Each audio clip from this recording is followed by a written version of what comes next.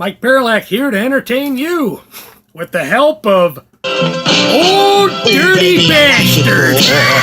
Yeah, baby, I like it. Oh, baby, I like it. Old Dirty Bastard. Okay, that's enough of that. The last thing I have time for in my life right now is to have some guy who calls himself Old Dirty Bastard to be out gunning for me for copyright infringement.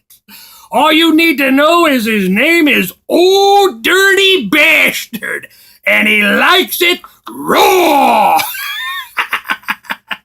I can hear it now.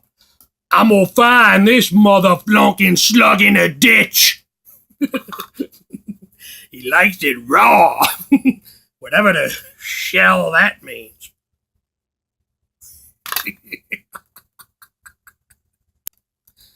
All right, more to the point of doing this video. I make the mistake till this day, at least once a year, of spending too much time with my father.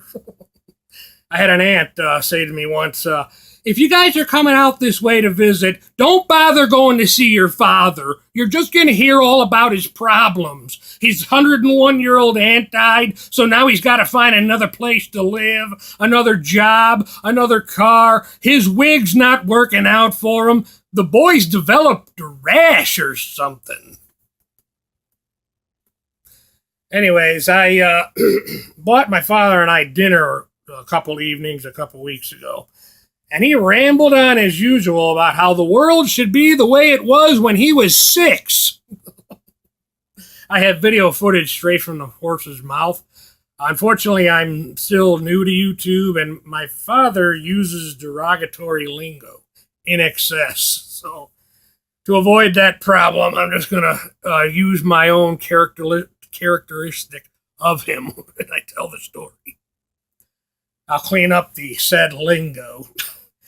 So he's going on and on about how, when I was growing up, my father took us to the fair all the time, and I told him, I want to go at night when the teenagers keep the blacks out, Dad. It was much better back then. They had everybody understood. Monday the German people went to the fair. Tuesday the Italian. Wednesday the Polish. And everybody liked it that way. It was nice that way. They should go back to that way.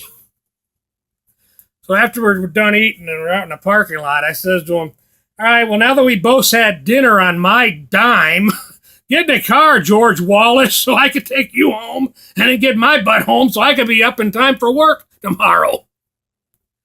Like I said, I have video footage straight from the horse's mouth. My father is completely ignorant to modern technology. He's going on and on about what he doesn't like about black people. And I got my phone in my hand recording, and he says, you know what else I don't like about black people? But he leans over to my ear, camera phone's right here recording. I don't like the way they look. Now, any intelligent human being knows that is the epitome or the very definition of racist and bigotry and ignorance. But not this guy. That's why I treated for dinner like 2 days later again, because I wanted him to elaborate on what he said with all that. Only to, like I said, I get fooled at least once a year by this guy. Till this day, I don't know why. I guess I'm a fool. But anyways, all he did was, I asked him, so I want to hear more about what you don't like the way black people look. And then he just totally denied he ever said it. But I have the footage now.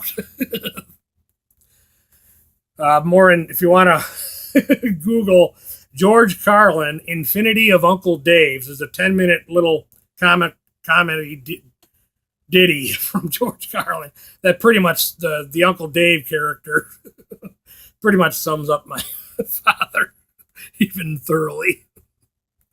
So growing up, I always had this nagging assumption that my father liked going to jail every winter. Aside from the obvious, he had a warm place to stay. He could spend all winter engaging in his favorite pastime, talking about what an amazing human being he is and how he's hot stuff. As long as it was mutually understood, he was not hotter stuff than Big Bob or Ludicrous Larry. But when you're in jail, I guess the top three's still pretty good. You got Big Bob, Ludicrous Larry, and my father, Little Paulie. All right, that's enough. I'll end this video. But I will mention, in the future, we'll probably time travel to 1999. I got some footage to share.